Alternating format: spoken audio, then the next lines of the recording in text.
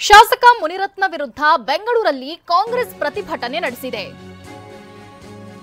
ಕಾಂಗ್ರೆಸ್ ಪ್ರತಿಭಟನೆಯಲ್ಲಿ ಬಿಜೆಪಿ ಶಾಸಕ ಸೋಮಶೇಖರ್ ಭಾಗಿಯಾಗಿದ್ದಾರೆ.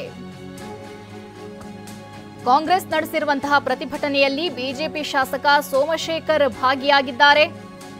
ಎಸ್ಟಿ ಸೋಮಶೇಖರ್ ಭಾಗಿಯಾಗಿರುವಂತದ್ದು ಕೆಂಗೇರಿಯ ರೈಲ್ವೆ ನಿಲ್ದಾಣದ ಬಳಿ ಮೌನ ಪ್ರತಿಭಟನೆ ಹಮ್ಮಿಕೊಳ್ಳಲಾಗಿತ್ತು. ಸೌಮ್ಯಾರೆಡ್ಡಿ ಜೊತೆ ಪ್ರತಿಭಟನೆಯಲ್ಲಿ ಎಸ್ಟಿಎಸ್ ಭಾಗಿಯಾಗಿದ್ದಾರೆ. ಇದೀಗ ಎಸ್ಟಿ ಸೋಮಶೇಖರ್ ಅವರ ನಡೆ ತೀವ್ರ ಕುತೂಹಲ ಮೂಡಿಸಿದೆ.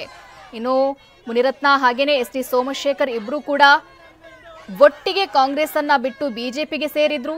ಇಬ್ಬರ ನಡುವೆಯೂ ಕೂಡ ಒಳ್ಳೆ ದೋಸ್ತಿಕತೆ ಇತ್ತು.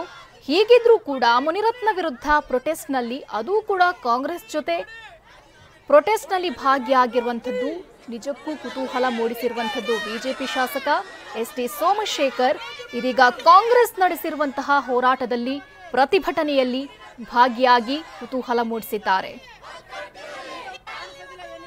ಬೇರೆ ಹೇಳ್ಬೋದು, FSL ಕಳಿಸಿದ್ದೀವಿ, FSL ಬರೋ ಗಂಟೆ ಏನು ಅಂತ ಕಳಿಸಿರ್ಬೋದು. ನಾವು 13ರಿಂದ 18, 18ರಿಂದ 23 ಜೊತೆಲೇ ಇದ್ದೀವಲ್ಲ, ಅವ್ರ ವಾಯ್ಸ್ ಏನು, ಅವ್ರ ಇದೇನು ಎಲ್ಲ ನಮಗೆ ಮಾಹಿತಿ ಇದೆ.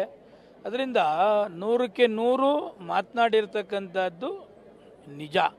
ಅದು FSL ಕಳಿಸಿದ್ದಾರೆ, ಪೊಲೀಸ್ ಡಿಪಾರ್ಟ್ಮೆಂಟು ಅದು ನೆಕ್ಸ್ಟ್ ಬರ್ತದೆ ಅಲ್ವಾ. ನನಗಂತೂ 100ಕ್ಕೆ 100 ಇದೆ, ಅವರೇ ಮಾತಾಡಿರೋದು ಅಂತ. ಇವಾಗ ಬಿಜೆಪಿ ನಾಯಕರು ಈ ಪ್ರಕರಣದಲ್ಲಿ ಬಿಜೆಪಿ ನಾಯಕರು ಮುನಿರತ್ನ ಅವರ ಪರವಾಗಿ ಮಾತಾಡ್ತಿದ್ದಾರೆ. ಬಟ್ ನೀವು ಬಿಜೆಪಿ ಶಾಸಕರಾಗಿ ಅವರ ವಿರುದ್ಧವಾಗಿ ನಿಂತಿದ್ದು ಇದೊಂದು ಹಿನ್ನಡೆ ಆಗಲ್ವಾ ಪಕ್ಷಕ್ಕೆ? ಸಾರ್ವಜನಿಕರು, ನನ್ನ ಕ್ಷೇತ್ರದ ಎಲ್ಲ ಕಮ್ಯುನಿಟಿಯವರು ಇದೊಂದು ಹೀನಾಯ ಕೃತ್ಯ, ನೀವು ಇದರಲ್ಲಿ ಭಾಗವಹಿಸಬೇಕು ಅಂತಂದರೆ ನಾನು ಹಿಂದಕ್ಕೆ ಹೋಗ್ಬೇಕಾ?